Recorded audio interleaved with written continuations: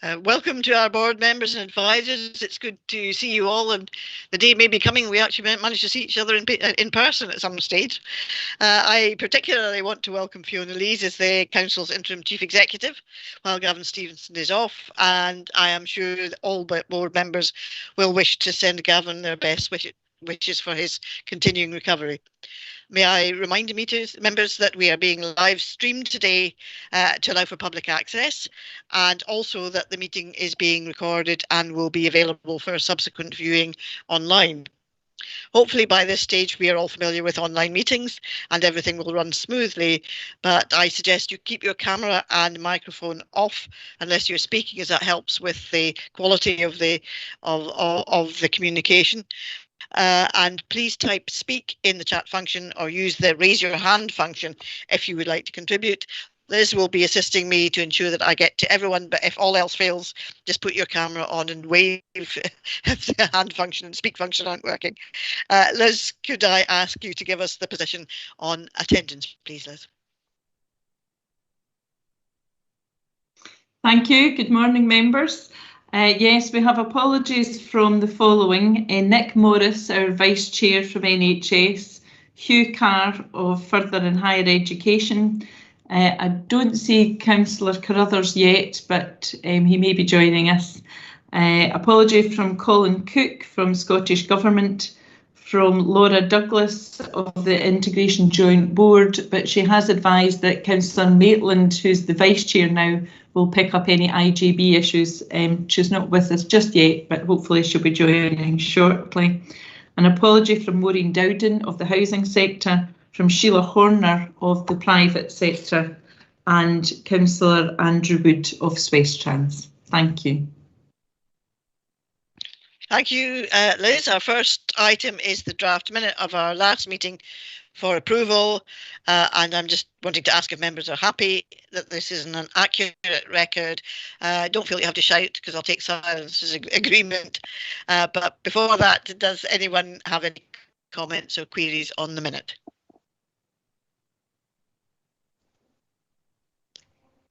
Helen. Hi, just a really little point, just my under my appointment it says Dumfries Galloway third sector, which so if that could be changed to third sector Dumfries and Galloway and have my title as chair in, that would be more clear, I think, for people.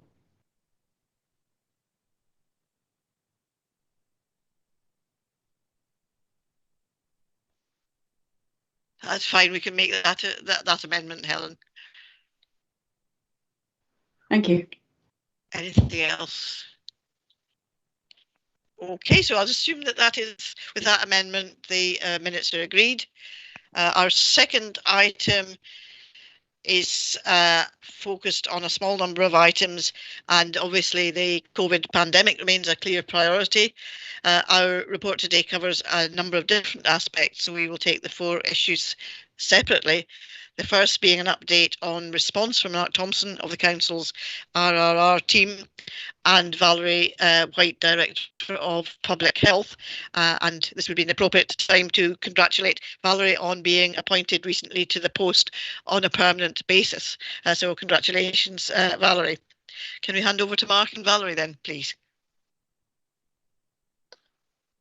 Thank you, Councillor Murray, and good morning, everybody. If it's okay with everybody, I think Valerie will provide the overview of the current situation in Dumfries and Galloway. Thank you, Mark, and thank you, Councillor Murray, for that. Welcome to my substantive appointment. Delighted to be doing that, and a real privilege. So just really, as we've expected, as we move out of lockdown, we have seen an increase in our case numbers across the region. We are still, though, at relatively low case numbers. The week ending the 6th of June, we had 29 cases across the region and 188 contacts. This week to date, we've had 36 cases across the region, and colleagues will be aware that we are managing a cluster of cases in the Upper Nithsdale region, which is being managed by a multi-agency IMT to manage that and contain that situation. In terms of our progress with vaccination, that continues to go at pace, and huge thanks to all partners that have been involved in supporting that, because that has really been a agency. If in terms of our adult population, we've got 82% of over 18s have now had their first dose vaccine, and 66% of our over 18 population have had their second dose. And in terms of those over 50 who are most at risk of COVID, we've actually got 92% of our over 50s population have had their second dose. So really, really good progress has been made in relation to that. I do want to highlight, though, to all members here that we are not out of the woods with this yet. We've obviously got the new Delta variant in the region, which is sadly more transmissible than the Alpha one, which we saw the consequences of in at Christmas time. Thankfully, vaccination, particularly having those 2 doses, does give that protection, but we don't have everybody in our population vaccinated yet. So the key messages I would really encourage partners and colleagues to disseminate is to continue to follow public health advice. Physical distancing is still important, as is hand washing, cleaning surfaces and face coverings. And if test and protect, do ask individuals to self-isolate. It's really, really important that they do that, do follow that advice. Also, critically important, first and second vaccination, and please do what you can if you've got employees to let them go to get those vaccination doses. That would be really most welcomed. And Mark may wish to touch on this a wee bit more as well, but in terms of testing, obviously if anybody has symptoms, it's imperative they do book a test and have a PCR test. But really across our region, we do want to see an increase in uptake of the twice weekly lateral flow testing. And I'll post on the chat where you can get information about that, and Mark may want to pick up. But really, we want to keep things open. We want to keep moving forward. We are not back to normal yet, but identifying cases at an early stage and stopping that onward transmission is so important. So I really would encourage everybody, if there's employers in the region, to really encourage staff and to really just generally increase that twice weekly lateral flow. And I'll hand over to Mark. Thank you. Thank you, Valerie. Just to touch upon the latter point with regards to testing, in general, we are delivering between 2,500 and 3,000 PCR tests a week in Dumfries and Galloway, and between 8,000 and 9,000 lateral flow tests through the various routes in Dumfries and Galloway. But in particular with the lateral flow testing, we would absolutely love to increase that number. And I thank Valerie for encouraging people to take up that offer. As a council, in conjunction with colleagues in public health, we are delivering an asymptomatic community testing programme. We are looking at the efficacy of that as things stand, and are looking at further opportunities to expand on that and to encourage uptake through various routes. And we would encourage employers, and we will be proactively contacting employers across the region to offer the option of mobile lateral flow testing within their grounds if that's something that they would feel would be of benefit. And we're also looking at targeting higher footfall areas for some of our lateral flow testing to encourage people to take up the opportunity as well. And we'll continue to work with Scottish Government with regards to the Community Collect offer.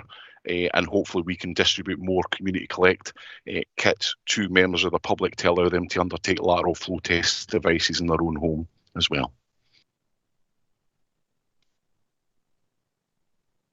Thanks, Mark. Yeah, thank you. Happy to take any questions on any of those aspects. Open that out for any questions. And people can also order them through the website. And certainly I find they come very quickly. If you do order them, they arrive very, very promptly. Any questions for either Valerie or Mark?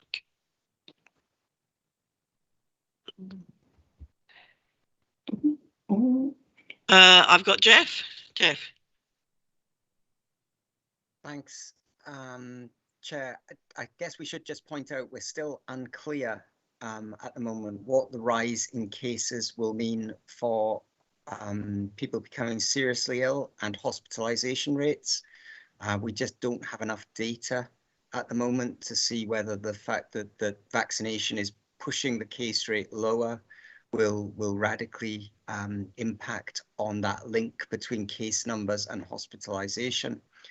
We hope it will, and our planning assumption is based on the fact that we will see a significant reduction in the ratio of hospitalizations to cases, but it is still possible to model quite a significant wave of hospitalization later in the summer, early autumn. So I think Valerie's points about maintaining social distancing, mask wearing, etc., are really crucial. We're on a little bit of a knife edge at the moment to see just how disruptive this this Delta wave will be to health services in general. At the moment, things are very, very positive. I think we have one patient, I think, positive in the hospital at the moment. But there is a possibility that this very rapid rise in cases that we're seeing across Scotland will translate still, despite the vaccination programme, into a significant increase in hospitalisation. And we'll obviously keep partners fully aware as we get more data on that. So I'm still very much glass half full. I still think the pace of our vaccination programme has been just enough to avoid that significant problem, but the risk is still not absolutely mitigated yet. Thank you. Thanks, Jeff. I see Helen's got her hand up. Helen. Hi, yeah, I just wanted to just say as a person, really, just in response to the kind of lateral flow test, I think that you can't say that message often enough. It's been really clear from you, Mark and Valerie, that you would like us to get them done twice a week. And if I cast my mind back to my social media feeds and things like that, I do see that. But I think as a punter, I think you could be even more explicit and say, you know, it's not a bother, you're not jumping the queue, you know, we want you to do this. Because I was kind of like, should I be doing it as my civic duty, or is it as a bonus to me? And I was still on that knife edge, and so I wasn't doing it because I thought maybe it was just a bonus to me. So just a comment as a observer. Yeah, and just to add to that, I think particularly if you're working from home, I think if you're going out to it, you may be thinking, yes, you know, I need to be doing this. But for people who are working from home are possibly less likely to do it than people who are actually going out to an employment. Valerie. Yeah, thanks, Helen. I think it is. I think that's something that we do need to take back about, because everybody does want to keep moving forward, and this is part of what we need to do to keep moving forward. And I think perhaps from a comms perspective, we maybe need to be a bit more clear about what the things are that people need to do to help keep everybody safe. And so absolutely, Helen, I think we'll take that back and work on that. Thank you. Thank you. I see Russell Griggs has put in the chat to congratulate Jeff and all his team for all they have done and are doing and keeping us hopefully ahead of the game. And yeah, I think that's an important point. We have, I think, you know, the team in Dumfries and Galloway has done particularly well, you know, compared to much of the rest of the country. Although the country as a whole has done well as well, but we have done particularly well in Dumfries and Galloway, and I think we should record our congratulations for that. Any further questions for Mark or Valerie? I'm not seeing anything else. Okay, so next we have an update on the visitor management work from Kirsty Peden, who's leading the community support group, and I believe Kirsty hopes to have a video for us. Kirsty. Thank you, Chair, and good morning, folks. Yes, if I can get this to go, I think we'll maybe just kick off with a video, and that might give you a nice, gentle introduction to some of the work that we've been involved in, and then I'll back that up with a bit more explanation in a moment. I shall just get this going.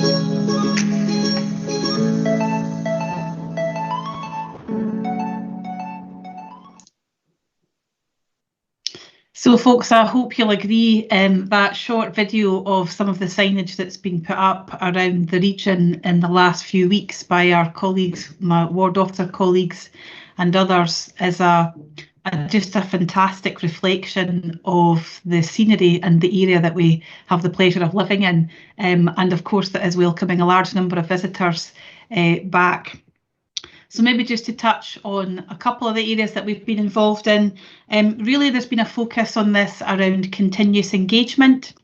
We have been listening to the needs of our communities right from the very beginning, when our council made a commitment of up to additional resources of up to 900k to support the additional pressures that the increased number of visitors will bring to the area. And that's particularly around, for example, maintaining more public realm, keeping places safe, tidy and attractive. And part of that investment was around being able to increase the level of engagement with communities and businesses and staff and partners, to be honest. And how we've done that is through a number of events and then through very local conversations. And that's been very much about trying to balance the views of communities as they are often mixed. There's obviously a really strong sense, particularly from the business sector, about the value that visitors bring to our region, but also, I suppose, in some cases, some fear, some concern about what the impact of that might be, and particularly in small areas or indeed in our sort of stunning locations that we have. So our role has been to try and balance those conversations and try and identify what it is we could do to minimise any negative impacts. And we've done that, as always, through a kind of multi-agency approach.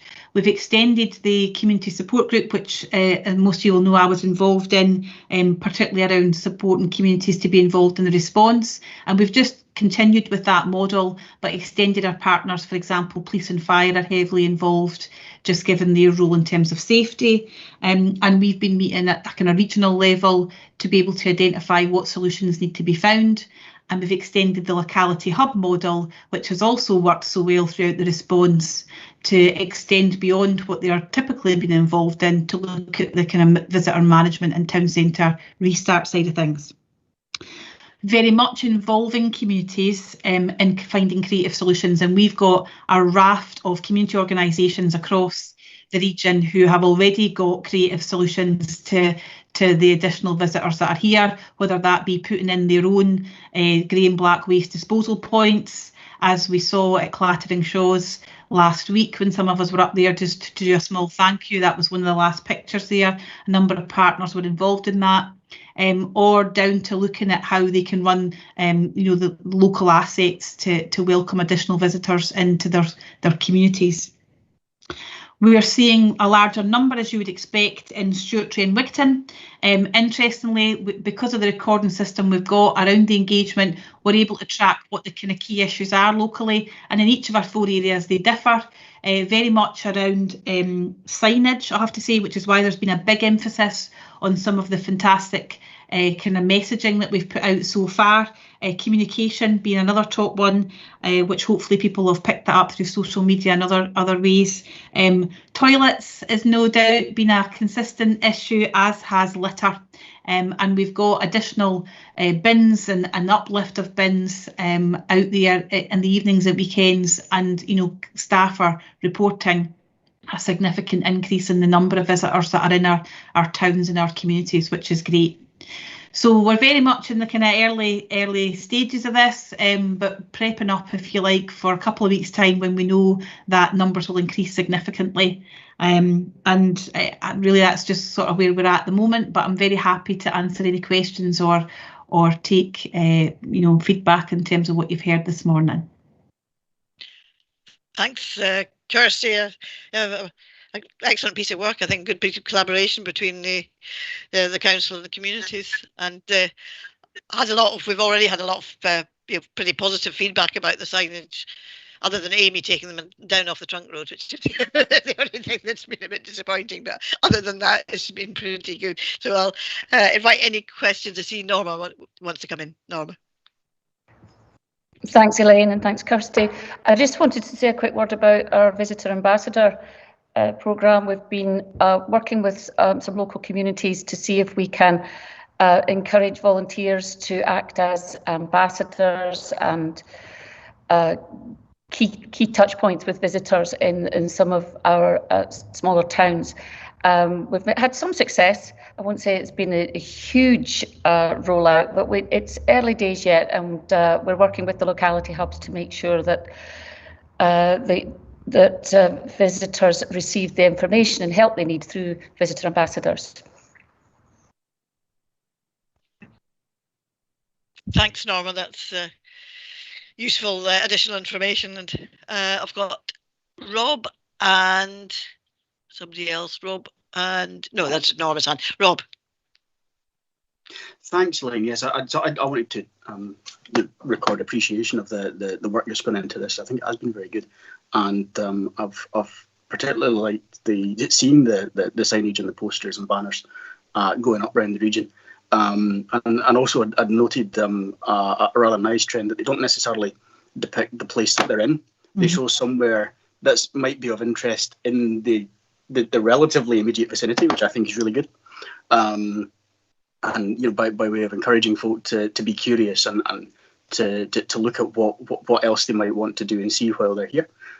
So I think it's been a really good piece of work, and looking forward to seeing how it lands with visitors and how it influences them over the summer season, which I think is probably going to be pretty busy for us. Indeed, I certainly hope that will be the case in a positive way.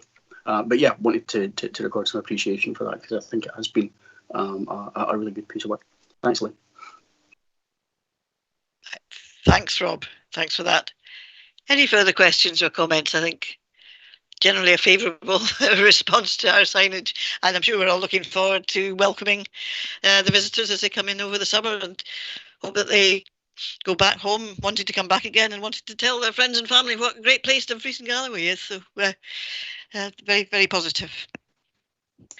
Okay, if there are not any further questions for Kirsty, we now have a roundtable update, and partner organisations are invited to give a short update on their top 3 priorities for the coming 6 months and identify who else they need to assist them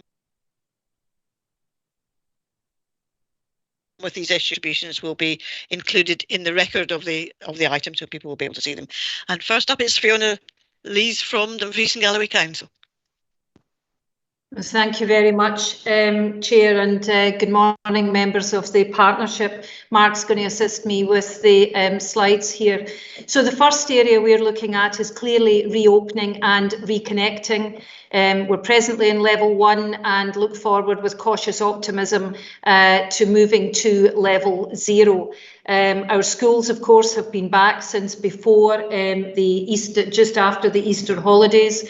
Our adult daycare services are back as well, and sports and leisure reopened too.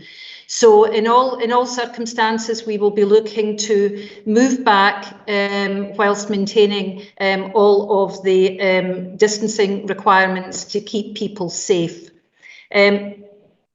At the same time as reopening and restarting, we of course have to just keep reminding ourselves that our teams have never stopped. And that is very evident to me, colleagues, both in my earlier employment just up the road in Ayrshire and now down here. Our teams have shown supreme effort and have worked above and beyond, and we need to continue to support them because we're not out of this yet. So we have to have regard to their well-being and to make sure that we support them in all possible ways. And I know that is the same for all partners round the table, so a high priority for us. You've heard from Kirsty a really comprehensive account of the work that has been done to welcome the safe return of visitors to Dumfries and Galloway. That's clearly something that is going to have to continue as we go into the summer months, and COVID's not done with us yet. So as we see the spikes and rises that we've got just now and may well continue, as Jeff has pointed out, it is important that we have regard to the safety of our local population and, of course, those who are visiting us as well.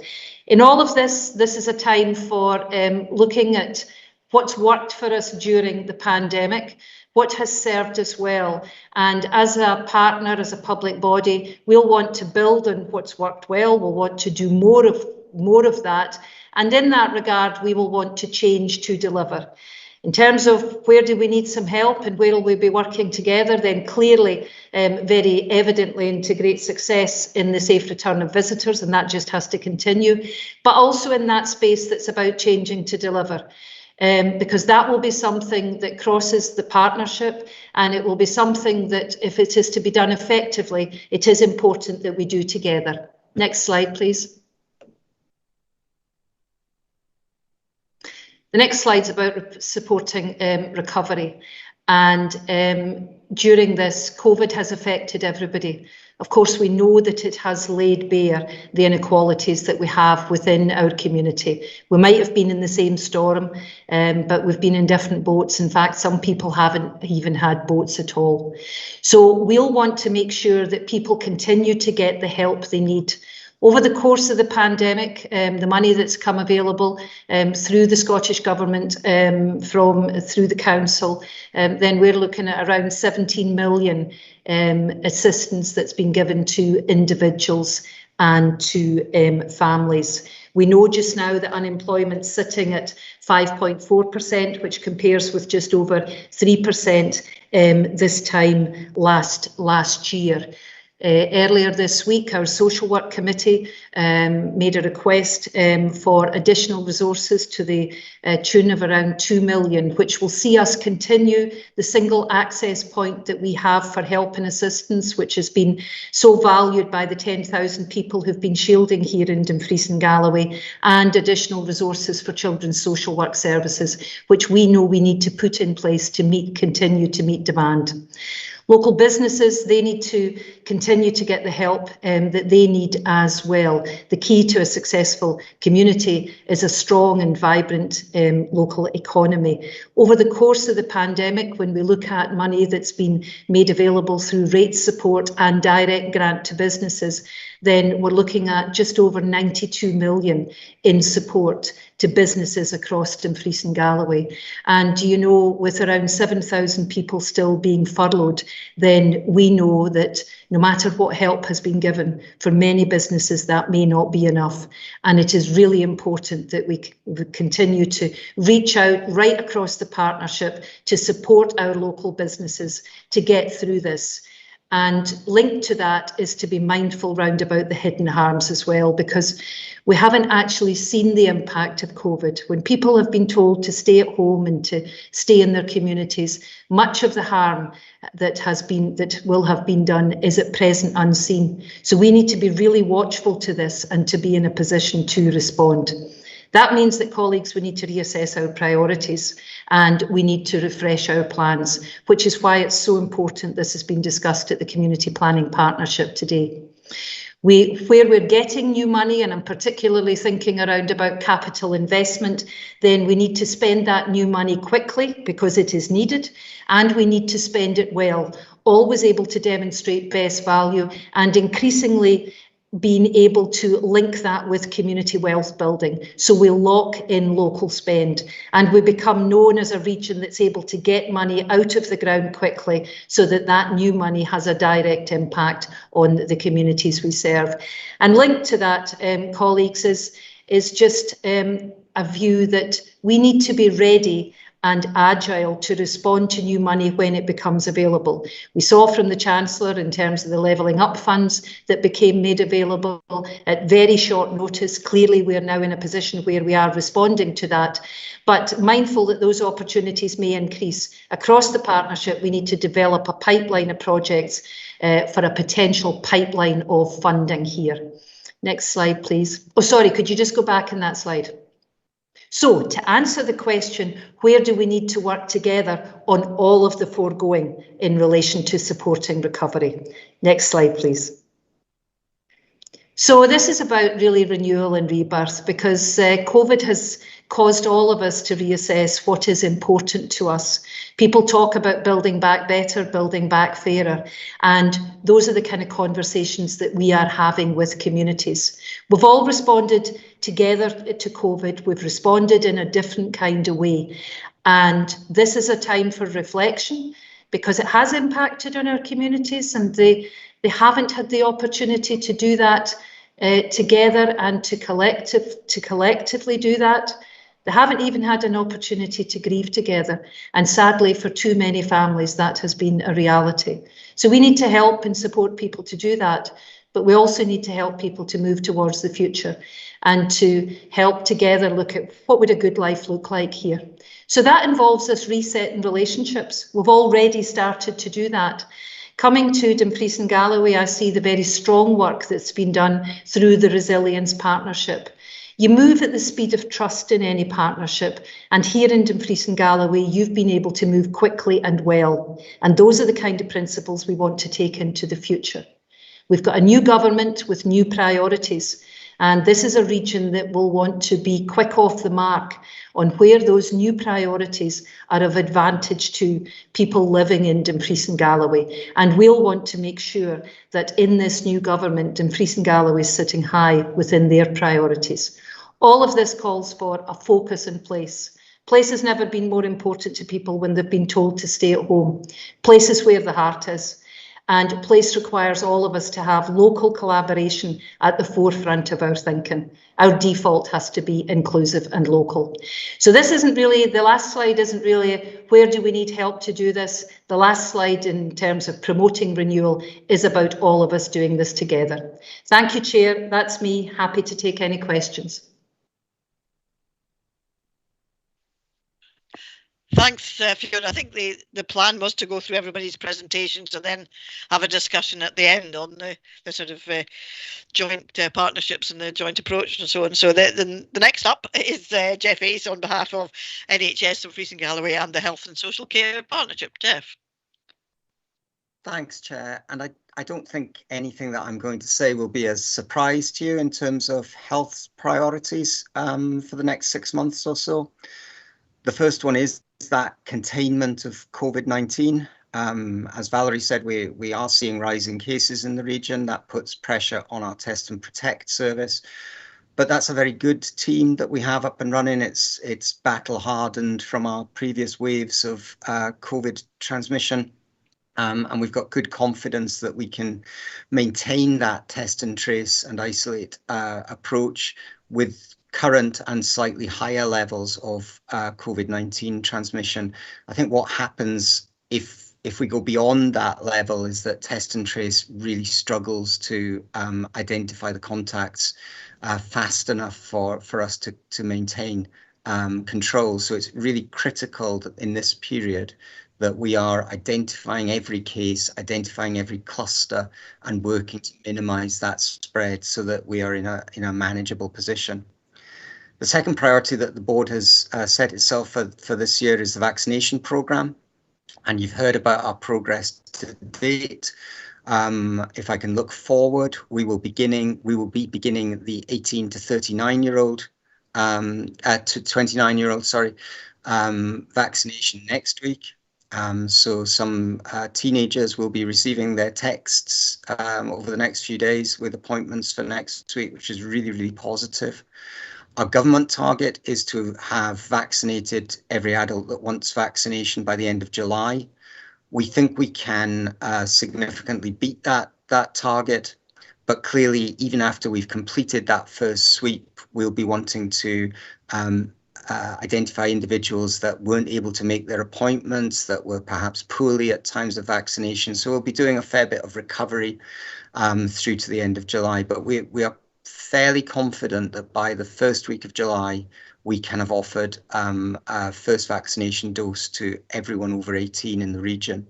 That puts us in a really good position then to move ahead with second doses through the summer and to really come out of August, September time with everyone who wants to be vaccinated to have that double dose protection. We will then be looking at where the government and their scientific advisors are in terms of booster jabs. We expect that certainly over 50s will receive a booster jab in the autumn, but we don't know the details of that program yet. But we're working on building the capacity of our vaccination team, looking at best venues, best booking processes, etc. And we'll use that for both the potential booster to COVID-19 vaccination and also to the flu jab that we're likely to receive in the winter. Remember last year we got really lucky with flu. It was a very, very low flu season. It would be probably overly optimistic to expect us to have such a low level of flu incidence again. So we need to make sure that we market that flu vaccination campaign very strongly throughout the region as well, and build on the I think the excellent programs that have been delivered for both flu and COVID over the last 12 months. The last of our priorities that the NHS board has accepted is around the remobilisation of non-COVID services. And there are a couple of aspects to this. I think one of them is that fairly obvious fact that our elective activity dropped considerably during the pandemic. Now, we, probably more than most boards, were able to keep a lot of our critical operations running, so cancer services, for example. The design of the new hospital was very advantageous for us. We got very lucky with that, in that we were able to keep a so-called green flow of patients coming through, and we were able to maintain a considerable degree of our critical and urgent surgery. Nonetheless, there's a very large backlog of less critical, less urgent surgery that we need to remobilise ourselves to address. In addition to that obvious backlog, we're also very conscious that we have possibly harms and effects of the pandemic lockdown that are making themselves clear and perhaps putting additional strain on some of our services. So particularly mental health CAMs that we've seen, and we need to make sure that those service models are shaped to meet the new needs of our population. The entirety of our service model was geared to a pre-pandemic world. The post-pandemic world is a bit different in how people have been harmed, how particularly our most vulnerable people have experienced the lockdowns and what they now need from us. So it's very, very important that we don't simply try and build back what we had before, but that we do that needs analysis properly and make sure that we create a service model across health and social care that meets the. And with that, I'd just like to emphasise a couple more things, Chair. A lot of our pre-pandemic model in health and social care was fairly fragile. We were already struggling to live within our financial allocation.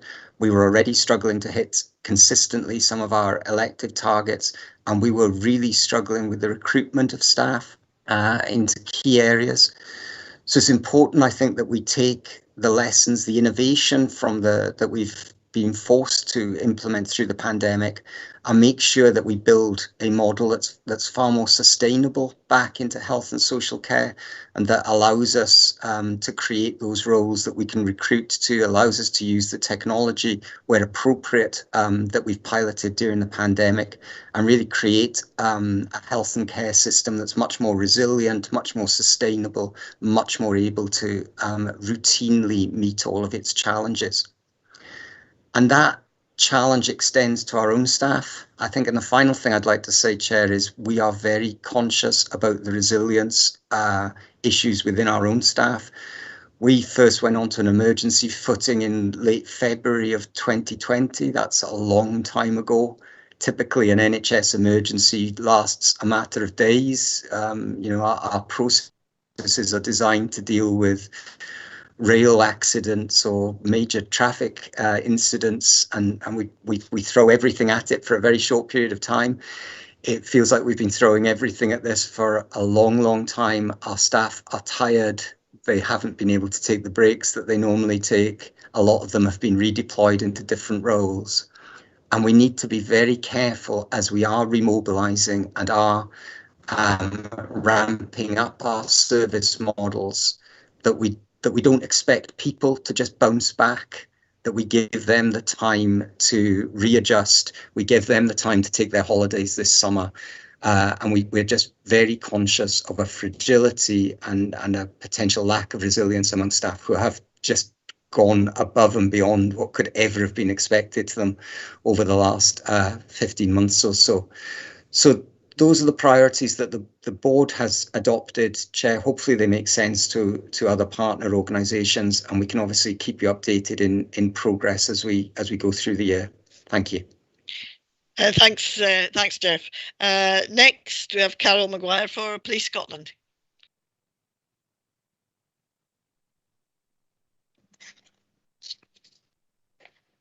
Thank you, Chair. Morning all. I think, like the vast majority of organisations, we've had to review and amend our approach, our focus and our priorities to allow us to meet the policing demands during the pandemic.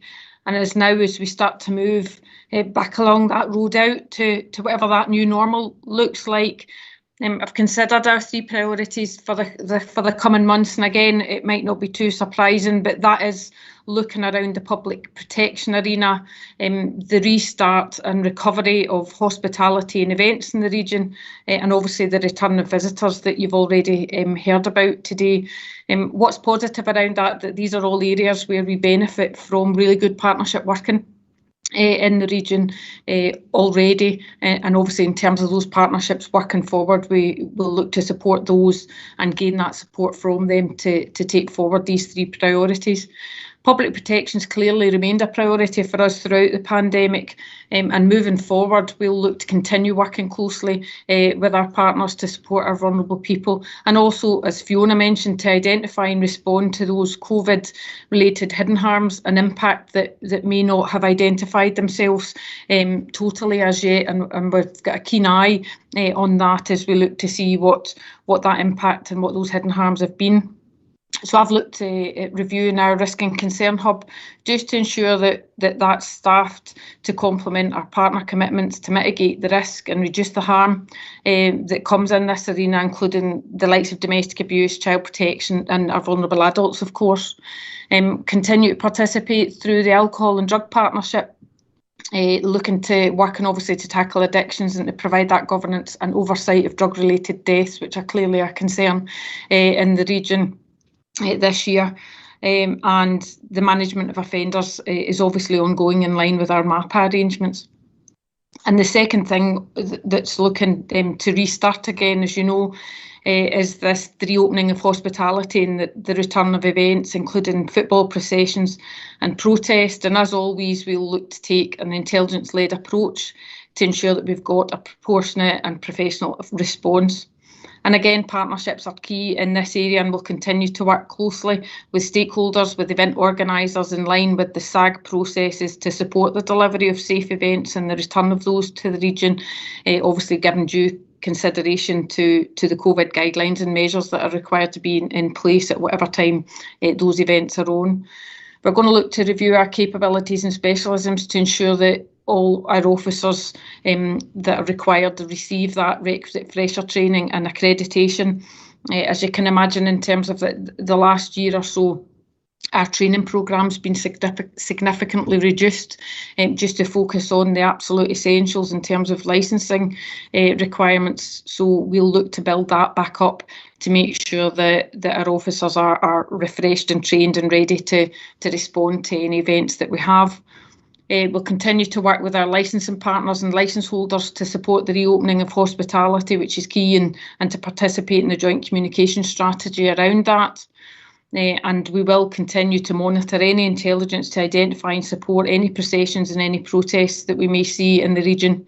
We do anticipate an increase in the area of protest across the country in the lead up to COP26, which, as you know, has been held in Glasgow in November. The division will be supporting COP26 in November but we're also working in conjunction with the local resilience partnership, just in terms of that preparation for that period, to make sure that we've got in place good local engagement, our plans, and to ensure that we can provide our normal business as usual function, so that communities don't see an impact in terms of when they need us. We will be there for them during that time, even though we've got this big event ongoing up in Glasgow. And then, as you've already heard, the return of tourism and visitors to the region. There's been a range of work internally and externally undertaken in the division to ensure that we are well prepared to support Kirsty and her team and the other partners to meet the visitor demands during summer and autumn of this year. We also have representation on the National Visitor Management Steering Group, and feedback and early experiences across Scotland to date, as you can imagine, has seen unprecedented visitor numbers to our countryside and beauty spots. I think we can expect that to be the same in our region, and we'll participate in that collaborative working and be fully engaged in the local visitor management group so that we are able to support partners and respond to that. But the past year, as you can imagine, the same as the other organisations, it's been a really challenging one for us and for our staff. So underpinning all of that work will be a focus on our officer and staff wellbeing. And as I said, looking at that training and development to allow us to be ready to deliver on the priorities, and also in terms of our ongoing role in relation to the broader criminal justice system and the recovery of the courts processes and what that may look moving forward. Thank you, Carol. Thanks for that. Now, Craig McGoldrick on behalf of the Scottish Fire and Rescue Service. Craig. Thank you, Chair. Good morning, members. I'll touch on three priorities as my previous colleagues and peers have been doing, but I would just like to open by saying that they're all equally important. It's very easy to sort of split our business into various aspects, but there is clearly no order to this. So as you would expect of an emergency service, we've got a really strong focus on operational preparedness and our ability to effectively respond to emergencies, and more importantly, aid that quick return to normality. We know that that's always more effective when done in partnership, and that's really important to us moving forward. We've had this period of downtime where limited contact, reduced numbers, bubbles, etc., that everybody's experienced. So a real focus for us is moving forward to increase that exposure and the preparedness and the preparation and various business continuity planning and operational development of tasks. But that, as it was always done in the past, will be stronger through the use of our LRP and our testing and exercise and learning groups. And that's where our support and focus will be in the coming months, to make sure a comprehensive programme is developed to look at the new and emerging risks that have actually been created as a result of COVID itself. So that clearly will be one element of the business under response that we'll look to drive forward. The other two priorities sit clearly for us under our prevention agenda, and that being either our community safety engagement and education, or our legislative duties under our fire safety enforcement. Now, these are two areas that have undoubtedly been affected by changes in human behaviour and the social and economic impacts that we've seen through COVID. Now, we know inequalities have started to play a part, and that will affect the region in different ways. Financial challenges have hit individuals, and that leads on some occasions to poor choices, difficult decisions that have to be made, and potentially puts individuals and households at risk. So it's very important that we find new ways, working and strengthening those partnerships, those referral pathways that we have, to get back out to able to offer that advice, education, and develop that engagement to make people aware of the situation that they find themselves living in. Historically, we were very much a face-to-face, and we were that trusted partner that could cross the threshold. That remains very difficult to do. So it's more important that we do follow up on that engagement with other stakeholders and partners to make sure we are signposting, educating them in what we are looking for to ensure the community safety, individual safety, and likewise get a better understanding what's coming through from our partners now of their needs, their challenges, their referrals that they expect from us, so we can collectively work together for that safer community, that better educated community. The legislative part has been touched on certainly by Carol there, about as things start to open up.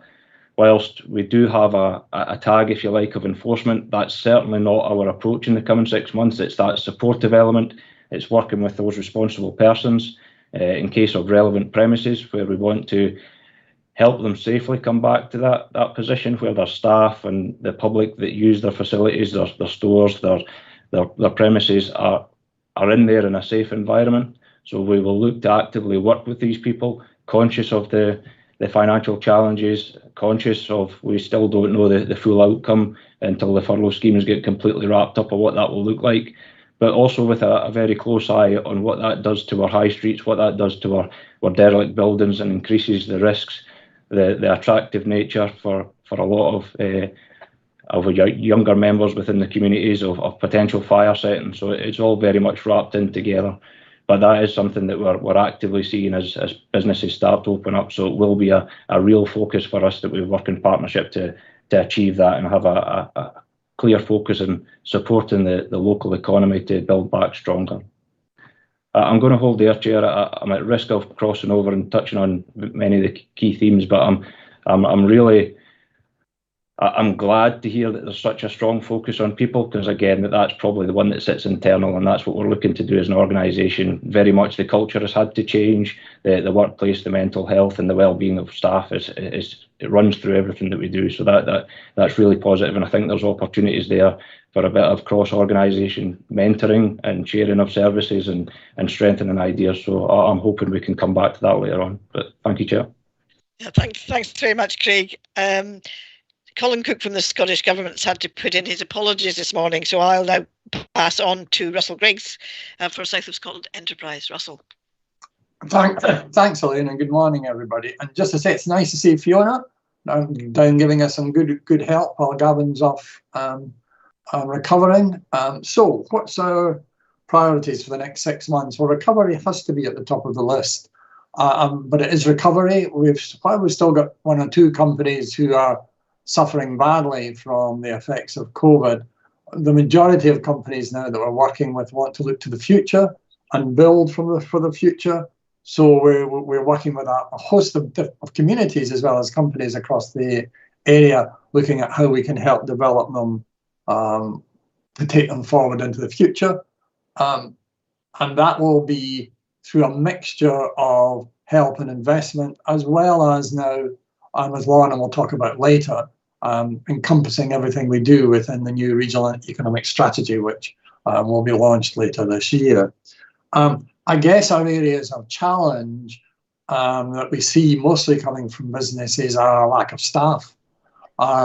Across all the sectors, but especially in tourism, etc., we are seeing businesses finding it very, very difficult to find people to hire.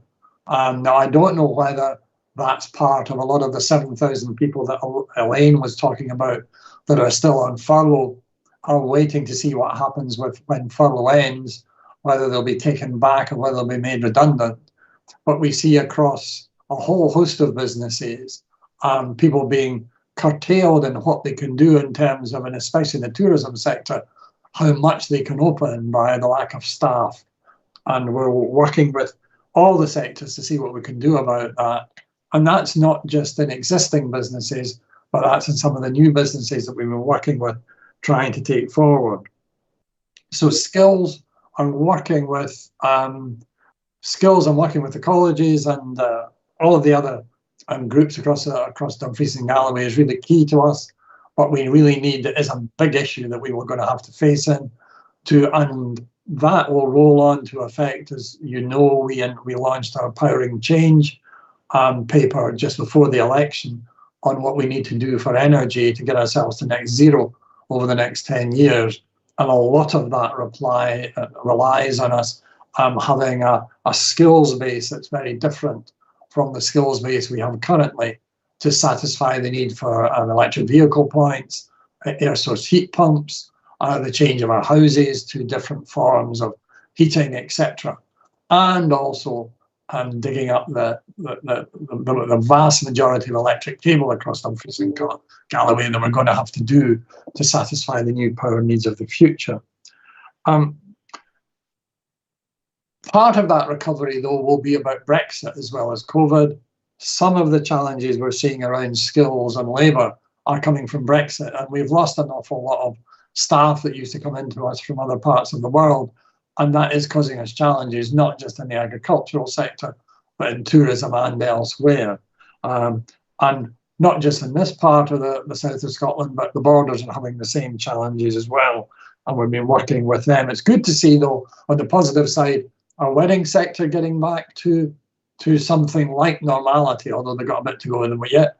As you all know, we do 18% of all the weddings in Scotland, and places like Gretna and Lagan are key to that, and they're beginning now to come out of what's been a terrible 2 years for them in all sorts of ways. But again, getting people to work in their establishments, to serve people, etc., will be a challenge going forward. I guess people have talked about people. You've got to remember that South of Scotland Enterprise has only existed in this virtual environment. As I keep telling people, I've only met 90% of my staff from the waist up since April last year when we started. So we again are trying to get out now to talk to businesses, to meet with them again, to get our staff back together again in the hubs and spokes we have across the south of Scotland. And that will be a big challenge for us. And we've had a virtual culture since we began, so we're now moving back to what will be a mixture of virtual and physical culture going forward. And that will not be without its challenges, but I'm sure we will do that. So I think, Elaine, that's probably all I want to say. But recovery is at the centre of all we do, and not just recovery from COVID, but recovery for the whole region as we want to build it for the future.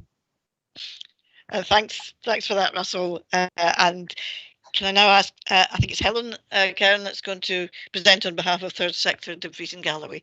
Helen.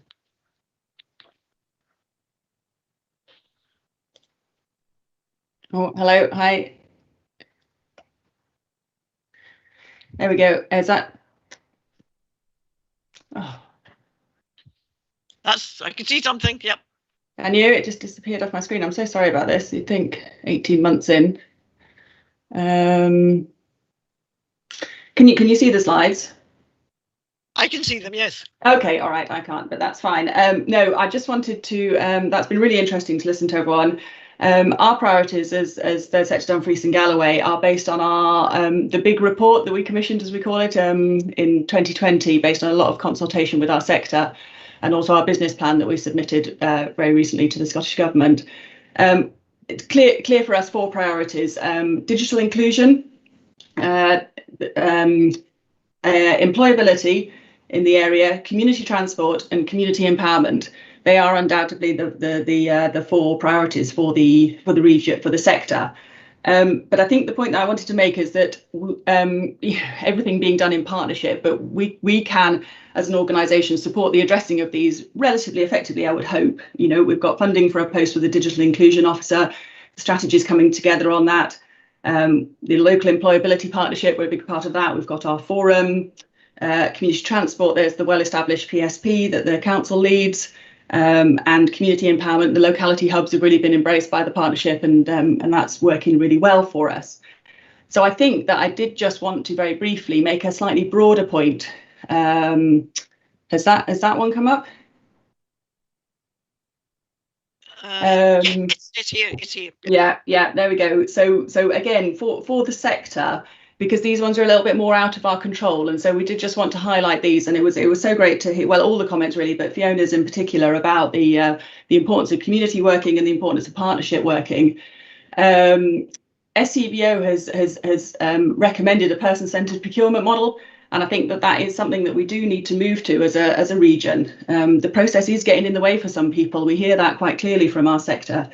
So I think this, and again, it echoes back to a lot of the comments, but we've got to focus on what we will actually want to achieve and make sure that the process doesn't stand in the way.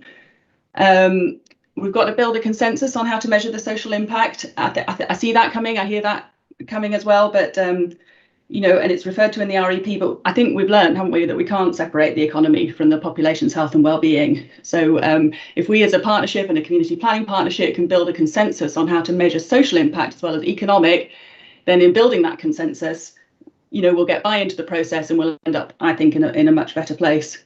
And then, and also we do need the statutory agencies to commit to involving the third sector. And I don't necessarily mean third sector Dumfries and Galloway, I mean the third sector in the design of services that the third sector organisations will then be asked to deliver. Unfortunately, despite all best efforts, it does still happen that we're left out of consultations, and then the third sector organisations are included as a line item as delivery organisations. And it comes back to this fundamental point that we have, that we want not necessarily just us, the sector, that we want the sector, we need the sector to be recognised as a strategic partner, and use our expertise. The volunteers working at every level, from frontline up to the board members. There's so much out there, and I guess it's just an offer from us that we will help as an organisation to work in partnership with all the statutory agencies to allow you to harness that expertise and enthusiasm and sense of place and need. So that was all from us. Well, thanks for that, Helen. I think all the presentations have been very helpful, and I think having the record of the points that each organisation has made will be useful when we're looking at how we must work together and the best ways of doing so. Can I invite any questions either for individual organisations or comments more generally from members of the board?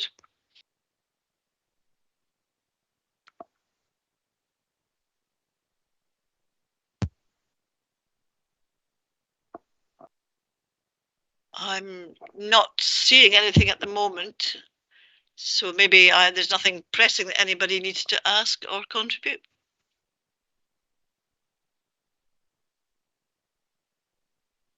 Okay, if not, Elaine, no, sorry. Norma. I've just thought of something. Okay, come on. That is, I suppose, what happens next, having done all that? That was, I suppose we're going to talk about that next, aren't we? And that's on the agenda. Yes, that was yeah. Right, got it. The point of having the end of the session was to give people the opportunity for, particularly for their initial responses or questions, but also because we will record, the discussions, that we then have a record of the issues that each organisation has brought forward, and I think that'll help us when we're monitoring how we're working together in the future. Yes, I've got it. Thank you. Right. So yeah, again, if any initial comments people want to make. There's a little bit in the chat. Valerie had said that recovery is going to be a huge partnership effort, and we must all work together on this with our communities and play our part. And Jeff has also pointed out the issues around vacancies that Russell was mentioning, that there are also a problem with high vacancies in the care at home sector, which obviously has an impact on the NHS, and the issues around delayed discharge and so on. Fiona. Thank you. Thanks very much, Chair. I was just going to say something about, to try and offer what does happen next, because I think that has been a really useful sharing of information. I think it's absolutely evident that we share the same priorities, and that we will have a much better response and contribution to this if, in fact, we work together. Maybe just a comment, though, around about those skill shortages. It is interesting that we are sitting, with vacancies in key sectors. And in the course of the last week, I've had the opportunity to spend some time with two of our fastest growing companies, who it's absolutely tremendous. They are based here in Dumfries and Galloway, and are serving the United Kingdom from here. And both of them describe labour shortages and, in fact, recruitment difficulties like they haven't had to experience before. So the timing of the regional economic strategy on this agenda could not be better. And I think we would want to have a particularly early offline discussion just about our youth guarantee scheme, because young people have, I believe, had really had to face significant challenges during COVID, and I think we will want to sharpen up in our pathways out of education into our key and emerging sectors here in Dumfries and Galloway, because there are undoubtedly job opportunities here. So that was a side comment in particular, but maybe, Chair, if I just continue, we had the opportunity of meeting last week as an executive group. The executive group had been stood down for very good reason, in order that colleagues could respond to the pandemic. We reconvened it last week, and it was a very welcome opportunity to talk about how we're going to take all of the learning out of response into recovery. Recovery does need to sit front and centre to all of our actions and all of our thinking, and it is clear the challenges that colleagues have shared in the course of this round table will require a concerted effort on our part.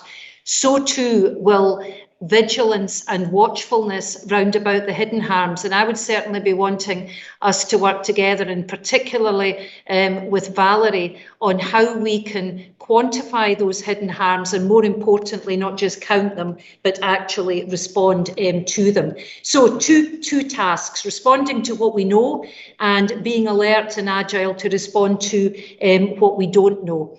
Now, clearly, the executive group will need to meet on a much more frequent basis than it did in a pre-COVID sense, not least in order that we are able to report back to this partnership at its next meeting. I don't think we need another plan. I think we've got quite a lot of plans in Dumfries and Galloway, but I do think we need clear sight of the actions that we are taking with our communities to support recovery, not least because I expect that as government financial support becomes available, we will want to be able to point to that pipeline of projects or interventions that will be necessary. I do think, in addition to the executives group's present membership, that on matters of recovery it would be very helpful to have further and higher education involved. I am aware of how much the pandemic has impacted on their business. So, Chair, the partnership is asked to endorse the approach that has been outlined here, that the executive group will have recovery front and centre to its activities. It will take the product from today's discussion away. We will translate that into a plan that will be light on words but heavy on actions, and we will put in place arrangements for being watchful and alert to and responding to those hidden harms, all with the intention of reporting back to you further at your next meeting. Thank you, Chair. Thanks, members. Thanks, Fiona, and that also includes the disbanding of the COVID Recovery Partnership, as the Community Planning Executive Group will be taking on their work. Can I invite any comments on that proposal? And whether people are content, indeed, for the Community Planning Executive Group to take this on board and then report back to us at the next meeting. I see, yes, Helen saying in the chat that it sounds to be a sensible approach. And in the absence of anybody saying they think it isn't, I'll assume that we agree to the disbanding of the Recovery Partnership, the Community Planning Executive taking on the work, and in the light of the very useful contributions that have been from the different partners today, coming back with a report to our next meeting. Okay, thanks everybody. Yes, everybody seems to be agreeing in the chat. That's grand. Thank you. If we can move on now to the key strategies and plans update. This is the usual update on the plans and strategies that contribute to the local outcomes improvement plans. But before we go through these items, I think members will be aware of the significant quantity of information that is presented to us at each meeting. In recent discussions with me,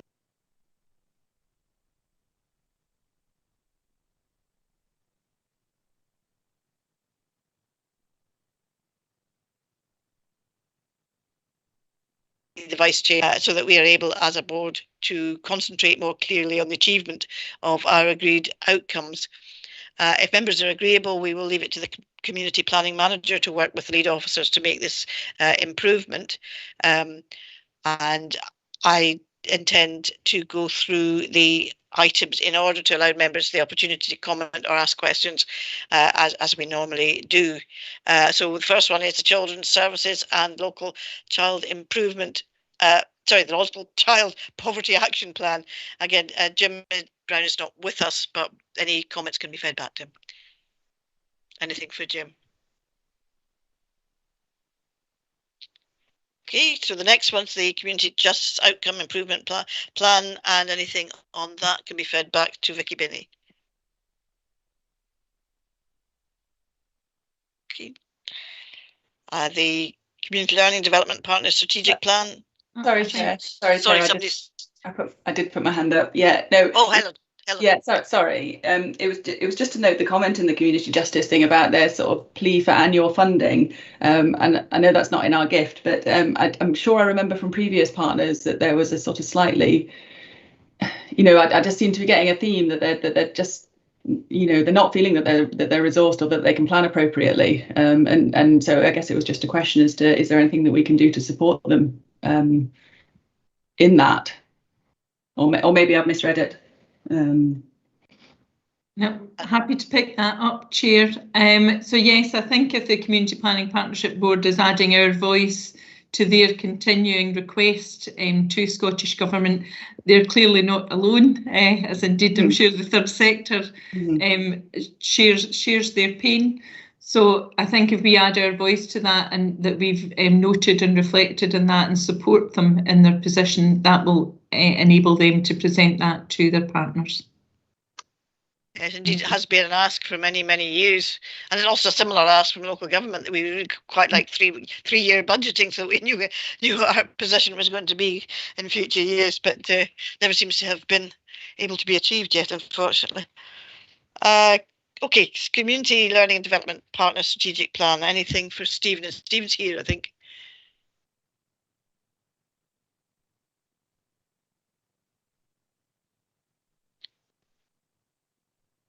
Think I'm missing any hands? Nope. Okay, yes, Stephen. Stephen, do you want to come in, Stephen? No, thanks, Chair. It was just to highlight that we are halfway through the consultation period for the current or the new CLD plan. So just a plea, just to encourage circulation amongst partners, groups, practitioners, volunteers, and I know key players are already doing that. So we've had a good response so far, but I do see the plan as having a key role in pulling together some of the strands that have been discussed today, particularly on digital. And Norma attended the CLD partnership yesterday, so we're going to explore that further with other partners. So it's just to highlight that. Thank you. Thanks, Stephen. I see Fiona's got her hand up. Fiona. Thanks, Chair. I was really just a point on all of these plans. Then I would be seeing circumstances where the executive group would, in addition to the support and challenge that's offered here at the board, be reviewing these plans as well. And I think particularly this one in relation to community learning and development has to not just reflect our recovery from COVID, but in actual fact, the importance of social renewal as set out by the government, and the importance of place-based work. So I would be intending that we would be heavily reflecting this in our forthcoming plans for our community learning and development staff. So thanks very much for that, Chair. Thanks, Fiona. The next one up is the COVID recovery plan, but of course we have agreed to update the arrangements for the plan in our last item, so this is just a retrospective position. The next is the employability and skills plan, so any comments to be taken back to Lynn Burgess?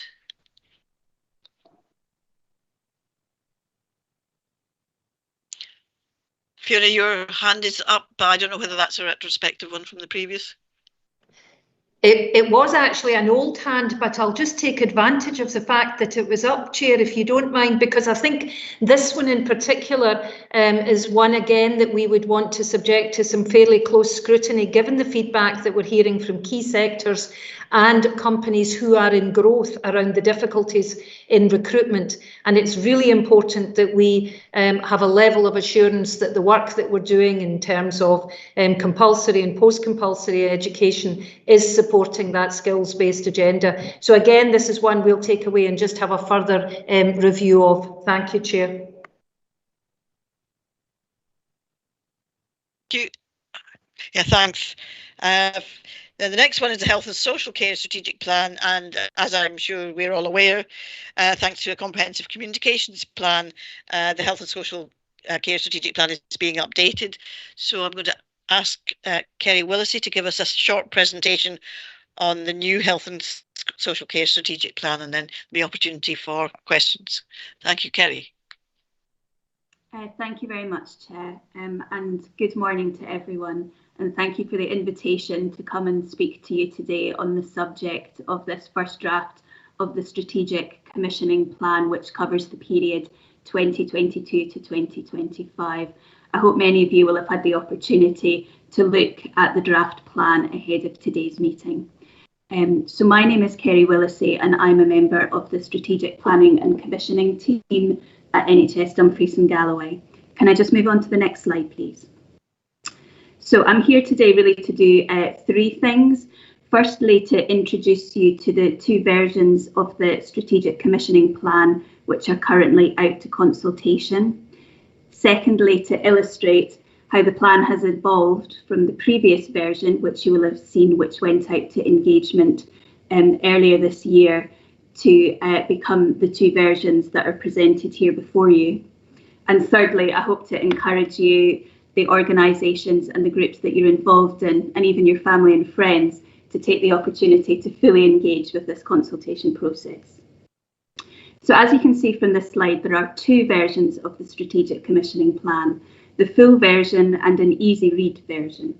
This easy read version has been developed in conjunction with the Powerful Voices Together working group, and will hopefully allow for many more people to be able to take a full part in the consultation process.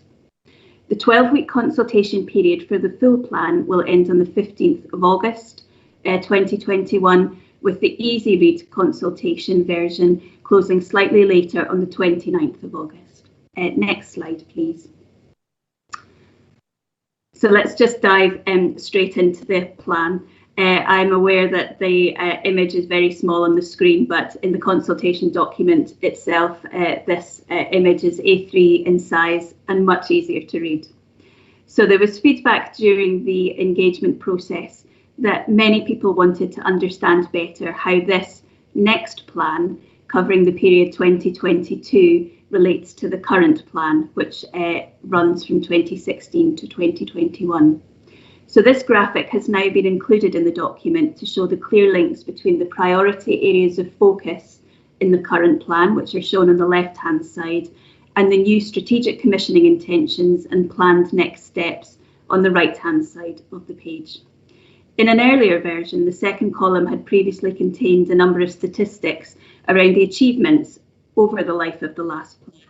But this has now been amended to reflect people's lived experience, and that's been done very much at the suggestion of some of the feedback that has been received. The two plans are anchored around the national health and wellbeing outcomes. These have been around for some time now, and it's expected that they may take an opportunity to refresh those soon. But for the moment, they do remain the current national health and wellbeing outcomes, and therefore take place at the centre of the graphic. Next slide, please. This slide shows the plan on a single page, and it's really an alternative to a standard executive summary. It gives a high-level overview of the plan and outlines the various sections contained within it. And I think it's quite a refreshing and different way to represent the contents of the plan. Next slide, please. So feedback was also received on the language of the plan, and the table shown here, which is contained within the document, shows the shift in thinking and reflecting some of the recommendations outlined in the independent review of adult social care, which was published back in February. So it shows very much where we've been on the journey, reflects on where we are now and where we would like to go in the future. Next slide, please. So the plan has the vision statement of people living happier, healthier lives in Dumfries and Galloway. There were several versions of the vision which were discussed as part of the engagement process. The most popular one was Dumfries and Galloway, where people live happier, healthier lives. However, there were several suggestions received that people and not the region should come first in the vision statement. And so the order was changed, as you can see here, to the vision being people living happier, healthy lives in Dumfries and Galloway. Next slide, please. The consultation document also outlines the model of health and social care and support.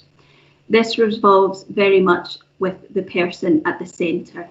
It reflects that people have choices around their health and social care and support.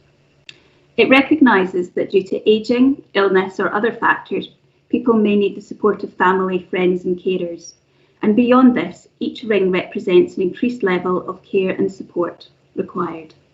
Many organisations will actually provide services which cut across multiple rings of the model, but the aim of the social care and support model is always to be working back through those layers towards the person at the centre.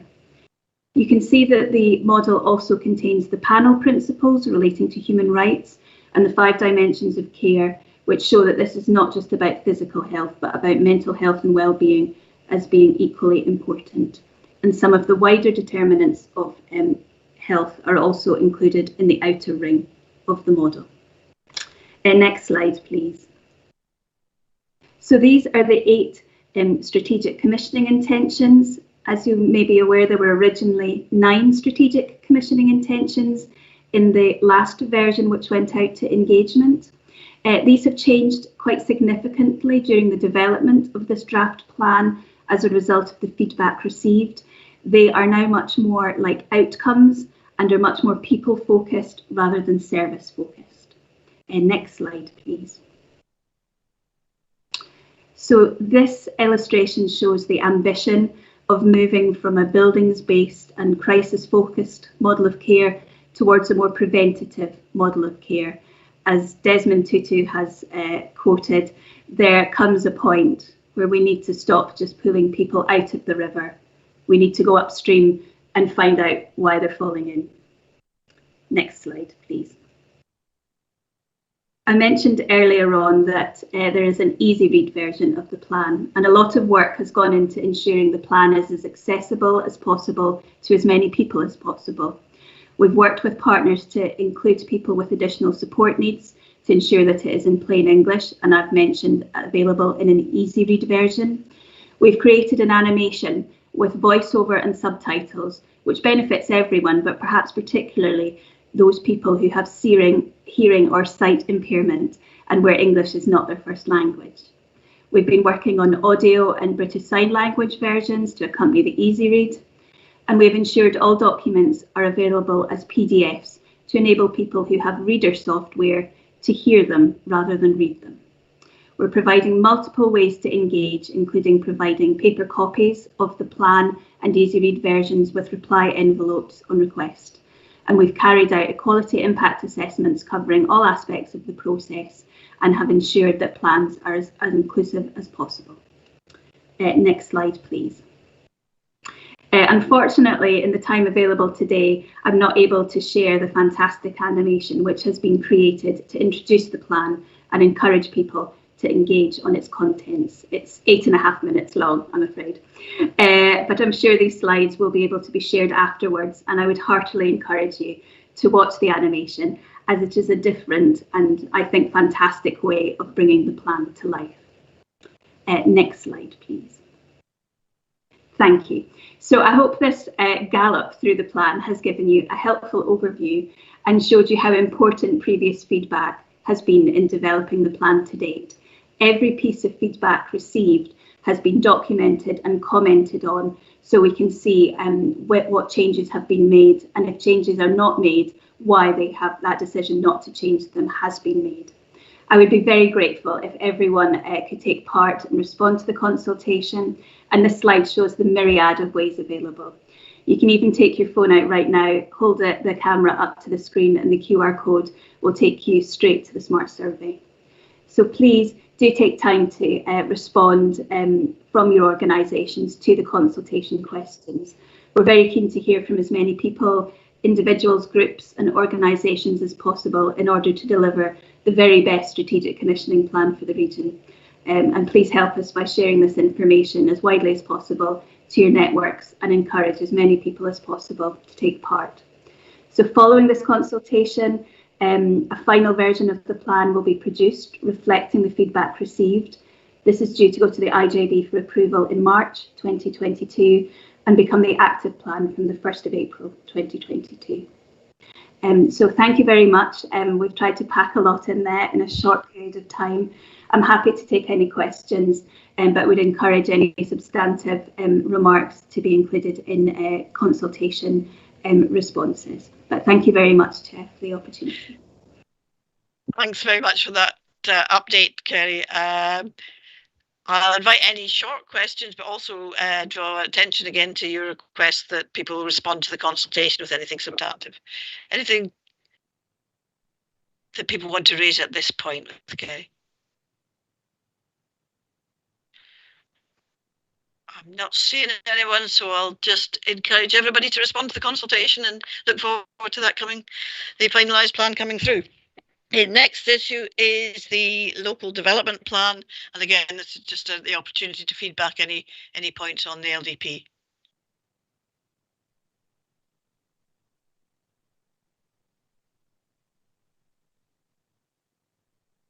Okay, no.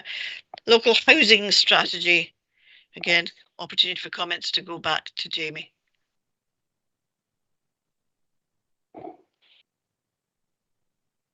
If not so, I'm going to ask Liz to give us an update on. Oh, someone's. I asked Liz to give us an update on the new Poverty and Inequalities Partnership membership.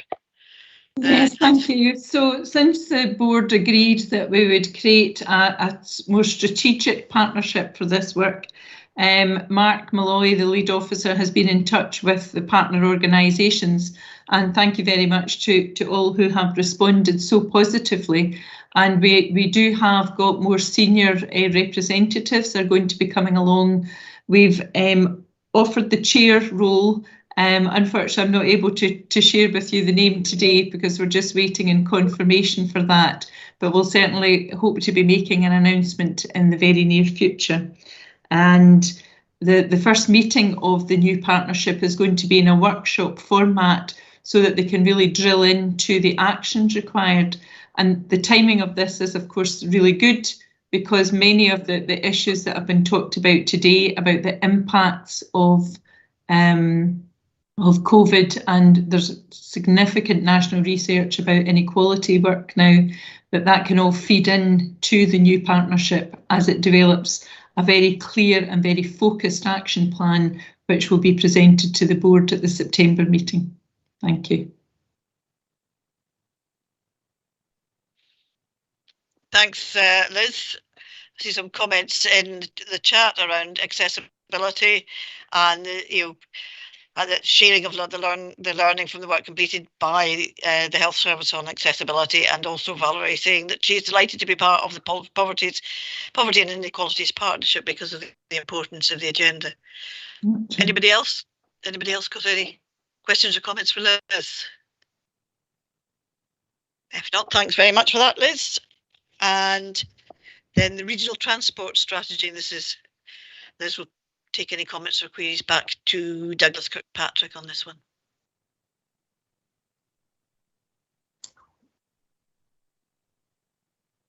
Helen. Yeah, I was just referencing, Chair, I think it's 10.1.7 maybe, just saying that it all looked really good about the RTS, and then they said they got no budget. So I was just wondering if there was any, if they had any update. Yeah, 10.1.7, currently no identified budget for developing a new RTS. Is there any updates on that or any way we can support them in that? I think if Councillor Wood was here as the chair, I'm sure he would be saying that they are making that case consistently to Scottish Government. And again, I think it's here so that the board is aware of that and we can add our support to any lobbying activity that is taking place to secure that necessary funding. Okay, yeah, good. It's important. Well, it's all important. Yeah, thanks for that, Helen. Okay, we can move on to the regional economic strategy, which Russell made reference to in his presentation on the previous item. As members are aware, I'm sure many of them actually being on the regional economic partnership, the first regional economic strategy is in development. So I'm inviting Lorna Meehan to give us a short presentation on the regional economic strategy. Lorna. Thanks, Elaine. Thanks, members of the partnership. Can we move on to slide 2 and then 3, please? Thank you. So the update for the Community Planning Partnership today is very much live. The South of Scotland Regional Economic Partnership agreed to proceed with the consultation on a draft strategy at its meeting on Tuesday. You'll recall at the last meeting of the Community Planning Partnership, colleagues presented on the new arrangements for the Regional Economic Partnership and the work progressing on the development of a South of Scotland economic strategy. And we also sought your support to participate in the engagement around the development of that strategy. And thank you for those who've participated, and indeed a number of members of the Community Planning Partnership are also members of the Regional Economic Partnership too. So today I just really want to quickly take you through kind of 3 things. One, the summary of content and ambition that will be in the draft strategy, which will be publicised today and will be presented for support for the consultation by both local authorities, ourselves and Scottish Borders, and through South of Scotland Enterprise Board. I'll outline a little bit about the consultation approach that we're taking this summer. And also, as I've set out in the kind of summary paper, really encouraging the community planning partners to again participate in the consultation process and really encourage that through your networks. If you can move on to the slide 5, please. So the purpose of the regional economic strategy was set out early doors. It was set out in the establishment of the partnership itself. And it really was about getting a grip on the issues that affect our economy, setting out a clear direction for our South of Scotland region, and really setting out a compelling vision that all partners can align with, that all partners can contribute to, that is engaging across a number of sectors. And we've picked up a few of those points earlier in the discussions today at the Community Planning Partnership, and also that helps us embed a long-term strategy and ambition for our economic prosperity, which I think is very much aligned with the economic recovery that is required post-COVID. Thank you. Can you move on to the next slide, please? So just a very brief update on how the RES has been developed. The strategy has went through an extensive process of engagement to develop its content. Individuals, communities, voluntary and third and key business sectors have all had the opportunity to contribute their views through surveys, facilitated sessions and online events. And that's been a very intense period of work.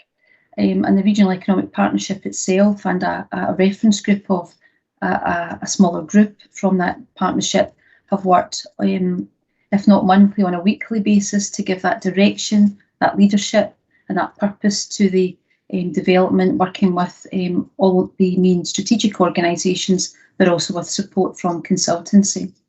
Thank you. Can you move on to the next slide, please? So the engagement from February through to April was extended to make sure that we could reach individuals and sectors. There's a snapshot there on the screen of the extent of that engagement. Mostly and wholly online, but in these times that we're working in, that's provided a reach and made us focus on the opportunity to focus on sector, businesses, target individual conversations, but also seek individual responses to that. So that's been a very successful approach to this part of the development of the strategy. Could you move on to the next slides, please? And the next one again, thanks. So in terms of the outcome from that engagement, there was a very strong position led by the partnership itself, but also from that, the outcome from the engagement about the south of Scotland and its uniqueness. The strategic location, spanning both the English border, the Irish and North Sea coastlines, were unique opportunities that come with that. Our unique heritage and the sectors that we are specialists in and have a strong offer in. So members of the partnership will recognise some of those there. Our distinct culture and places across the south of Scotland, the vibrancy of the communities and the people who live there, and in particular around our creative culture, our distinctive and fiercely proud, resilient communities, and I think that's part of the discussion that's preceded this, that was very much to the fore, not just because of the pandemic, but because of that community and that place focus of the work we've been doing. And also I think it's important to really reflect on the strategic positioning between major urban catchment areas, which are not only within Scotland, but also to the south and across into Belfast as well. Could you move on to the next slide, please? So the regional economic strategy, the draft of it, which will be promoted for consultation, sets out a vision and values for the next 10 years for the south of Scotland economy. Within that, there's very much a focus on what has come back from the engagement with the partnership and with the public, really the values that make us distinct and that will help us succeed in the future. Our engagement told us that people wanted to share prosperity in the region. They wanted to make the most of all of our potential. They wanted us to think differently and for everyone to think differently. And they really were very focused on pioneering environmental responsibility for the natural capital that we have within the region. And that has very much shaped the vision that has came forward in the draft regional economic strategy. The strategy seeks to maximise economic opportunities in the south of Scotland whilst taking account of the key challenges. It's shaped by the engagement of the organisations and people across the region, together with the members of the partnership. Its vision, set out in the slide, recognises the unique strengths of the south of Scotland in relation to its natural capital, the quality of its communities and cultural identity, and looks to increase the working population and attract visitors to the region. Core to this is the inclusivity, sustainability, innovation and creativity for our ambition and making the most of everyone's potential. And that has influenced the vision and the priority themes that have emerged from this. If you take us on to the next slide, please. The strategy also recognises some of the challenges which have been well debated in other plans and debates at this community planning partnership and across other parts of the south of Scotland. But it does recognise the optimism too and the ambition that a number of organisations and individuals have strongly put forward as part of the engagement process.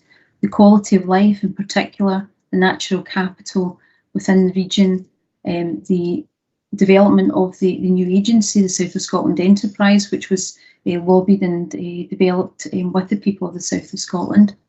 The strong breadth and increasing collaborative nature of our further and higher education sectors, but also across the south of Scotland, and the focus for all public and third and business organisations to focus on what matters for the growth and support of our communities. Could you move on to the next slide, please? Thank you. So the 6 themes that have been brought forward within the regional economic strategy are set out in the slide here, and within them there is a number of priorities which elaborate in detail the ambition for the strategy for the south of Scotland, and I hope you recognise within that the crossover and connection to the debate that's been held today, but also with the other strategies. And I was very struck with the presentation on the health commissioning plan and that focus on people, that focus on place, and that focus on growth and inclusivity for people who live in the region. If you can move on to the next slide, please, thank you. And the next one. So in terms of the presentation today, it was really to update you on the timeline to develop the final strategy, which would be brought forward to Community Planning Partnership, but also to the key partners within the Regional Economic Partnership. The intention is that following our Community Planning Partnership today, and indeed Scottish Borders Community Planning Partnership in parallel, that we would be seeking to publish through the Regional Economic Partnership the draft strategy and to undertake a consultation process through this summer, with a view that we would arrive at an agreed strategy at the end of the summer period, and that would be brought forward to the Regional Economic Partnership, and it would then be taken through to Scottish Borders, South of Scotland Enterprise, and indeed Dumfries and Galloway Council. Could you take me on to the next slide, please? Thank you. So the approach to the consultation that has been agreed with the Regional Economic Partnership is very much focused on getting the very best re-engagement with those that provided the initial feedback and input to the strategy development. So we will be reconnecting with those who engaged with the development to look to assess with them whether they think they've been listened to. Have they got it right? Does it meet their ambition? Does it meet their need? We'll also look to reach out to others, and the Regional Economic Partnership is very focused on making sure young people are fully engaged with this, and also a number of harder to reach groups to ensure this is an inclusive growth plan for the region. It will be primarily online, as you would imagine in these times, and that has worked well in the engagement phase, and we expect that to be very active through the summer. We will have a strong communication strategy for this, and that work is already underway, and there'll be communications being issued today on behalf of the Regional Economic Partnership. We will also be providing support to all partners to raise awareness of the strategy development and indeed the consultation process, looking for partners, community planning partners, to ensure that we encourage everyone to respond and indeed engage and respond to this process. If you can take me to the next slide, please, that would be great. Clearly, the strategy itself is only one part of the picture, and the Regional Economic Partnership will be preparing a delivery plan, which will sit alongside the strategy, and that will be developed in parallel through the next 3 months as part of the timeline for the consultation. The delivery plan will be in place alongside the strategy when it's published in final form later in 2021, and it will very much focus on the delivery of the ambition within the strategy, but also will be put together with a framework for measuring progress against high-level targets, outcomes and impacts that will be available for reporting both to the partnership and through into the Community Planning Partnership and host organisations as well. So thank you for your time today. A very quick and brief jaunt through what is a significant and exciting development for the south of Scotland. And really happy to take any comments and observations, but also really encourage partners to get involved with the consultation process and support us in the shaping of the final strategy. Thank you, Elaine. Thank you very much, Lorna. Obviously, this is, as you've described, is up for consultation, so we're encouraging people to read the document, and it was extremely well received at the Regional Economic Partnership earlier in the week. Helen has put a comment in the chat about the need to focus effort on young people and harder to reach groups. And can I take anything else that anybody wants to raise at this stage? But clearly there will be a consultation process over the summer where people will be able to feed it in a bit more detail. Got Norma.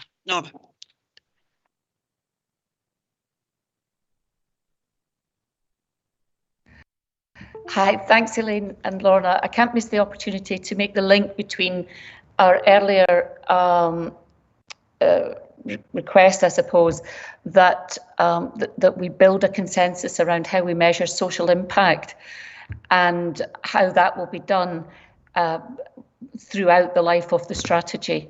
And I know I've raised this at the Regional Economic Partnership, and I know it's been acknowledged, but it's an opportune moment to put the two things together and reinforce the point. Thank you. Thanks, Norma. I'm sure that you'll pursue this through the academic partnership too, and ensure that it's integral. I've got Helen and Jane. Helen? Thanks, Chair. It was just a comment. Obviously, you can look at the consultation properly, but just a comment on the process. If you felt able to consult on the draft delivery plan in parallel with the strategic plan, it might help some of your harder to reach groups appreciate that this is important and relevant and going to make a difference to them. I think it's easy to look at a strategic plan and think, oh, what impact is that going to have on my life? Whereas if you could issue the draft delivery plan at the same time, people would say, oh, crikey, this is what they're actually going to do. Well, I do have a view on that. So it might enhance the consultation process if you felt able to consult on the delivery plan as well as the strategic plan.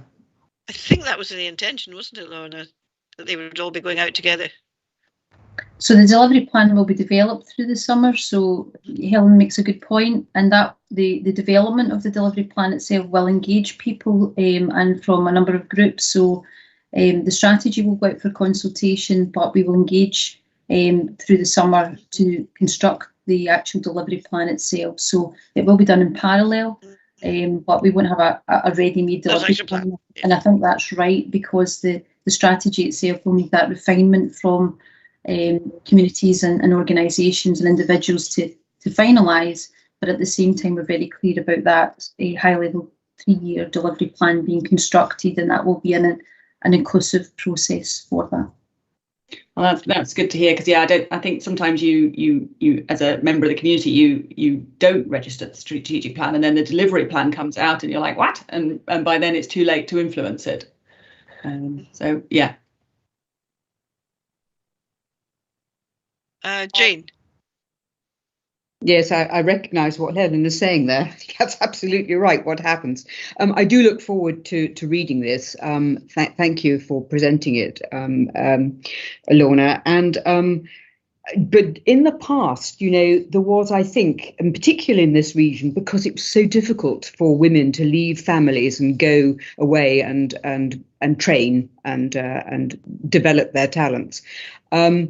I think there was in the past a colossal waste of female talent, and it's all a bit unfashionable now in some ways.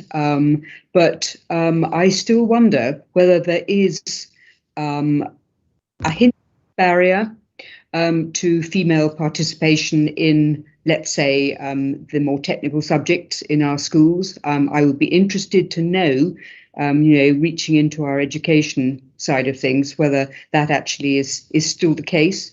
Because we've been talking about vacancies and lack of people, and I absolutely echo that from my own experience, finding people who are technical and managerial capacity. It's always men, I can say hand on heart, it's not women who are coming forward for these vacancies, and I still don't know why that's the case. But are we definitely reaching into that talent pool as much as we should? That's all I would suggest. Can I come back just to kind of respond to Jane? Jane, I think that's absolutely correct, and we know that the impact of COVID on women has been disproportionate in terms of the sectors that they've traditionally worked in the region. So hospitality and retail, which has been hardest hit. We've seen the impact in terms of levels of unemployment and job losses has anecdotally at this stage been disproportionate. And I think that goes to the heart of your point about get young people, young women involvement with STEM or indeed STEAM, as colleagues from University of Edinburgh have been telling me about that, those analytical and more scientific and engineering opportunities. So it's certainly something that is at the heart of the challenges here about making sure that we attain higher level skills across the board, and making sure that we can reduce the skills gap and the need. And that's something that's very much embedded within the draft strategy, but also in terms of the action that we take there, that has to be at the 4 of that, and that's also supported by the Education and Skills Board that Russell chairs on behalf of the Regional Economic Partnership, that's very much focused on those long-term inputs and impacts that we need to achieve that will support the delivery of the strategy. So very much a current issue, a historic issue, but has to be something that the action that we take makes inroads into. Thanks, Laura. Okay, I don't see anybody else wishing to speak at the moment, so I think we've done a good job in scrutinising and noting the progress and the key strategies and plans. If we can move on now to the business briefing, this presents updates on a number of issues which we've previously discussed, including one of our board's 3 priority projects around population, which unfortunately Nick hasn't been able to be with us today, but I know it's one that he's particularly interested in.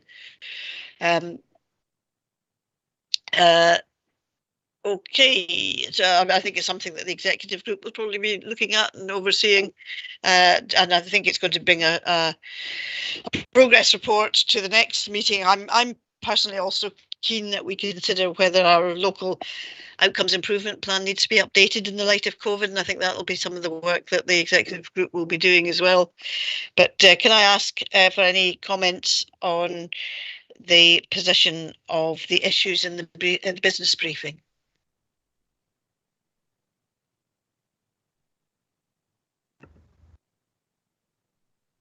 Not seeing anything particularly, but we'll get further progress reports on that. And finally, we have the Community Planning Partnership Forward Programme, which at the moment is very heavy for September and very light for November. So again, we might be inviting some discussion with the contributors about the scheduling of these various items. We are, of course, keen to have the joint meeting with the Youth Council in September before they conclude their term of office in November, and get a stronger focus on our local improvements plan and locality plan, and I'm going to be asking the executive group to give us some assistance with that at its next meeting. Our board's work programme includes a broad spectrum of issues, for example, the climate change work, which we discussed at the last meeting, and it's increasingly apparent that the local improvement plan, outcomes improvement plan, and its focus on inequalities only covers one dimension of our work. So it would be helpful if the executive group could also reflect on the potential for a way of presenting the wider issues into a programme of work, so that for our plan for us to consider at a future meeting. Can I invite queries or comments from members at this stage? First of all, maybe any views about the schedule of meetings, or anything that maybe could be rescheduled from September to November, so that we have a slightly more balanced set of agendas for those meetings.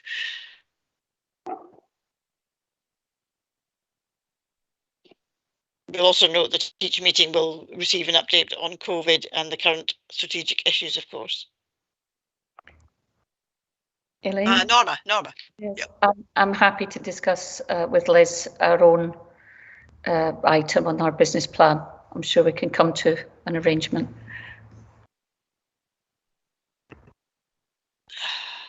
Thanks for that, Norma. Fiona. So, Chair, thank you, and happy to take away all of the points you've raised. I think in addition to getting a climate emergency update, what we would also want to do, as we move to support colleagues in Police Scotland and indeed the City of Glasgow host COP26, we will want to do all we can to support the logistics of that, and we'll be doing that through resilience. What we don't want to lose is the opportunity to highlight our work round about the climate change emergency. So I think what we would be bringing back in September is also a programme of events where we showcase the work that's been done down in Dumfries and Galloway across the period of the COP. So that we maximise that opportunity of the world looking at Scotland at this time. Thank you. Thank you, Fiona. Valerie.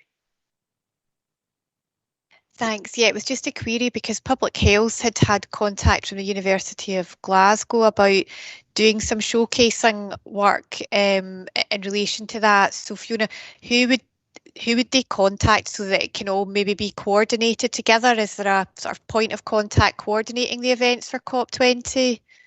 21, sorry, I'm skipping a year. Fiona. So thanks very much. So at strategic level, this sits with Lorna. So Lorna's on this call, but I would certainly be hoping we would take it as an agenda item to the next meeting of the executive group, so we could look at it across the partnership as well. Thanks, Valerie. Thank you. Okay. If there are no further comments, we'll have a bit of a discussion about the agenda, I think probably offline, to see if we can balance it a wee bit better. But finally, as it's now nearly midday, and I know a lot of busy people on this call, that I would like to thank everybody for their attendance and their contributions today. And stay safe and well, and let's hope that we can meet at least partially in person in the future. Bye for now, everyone.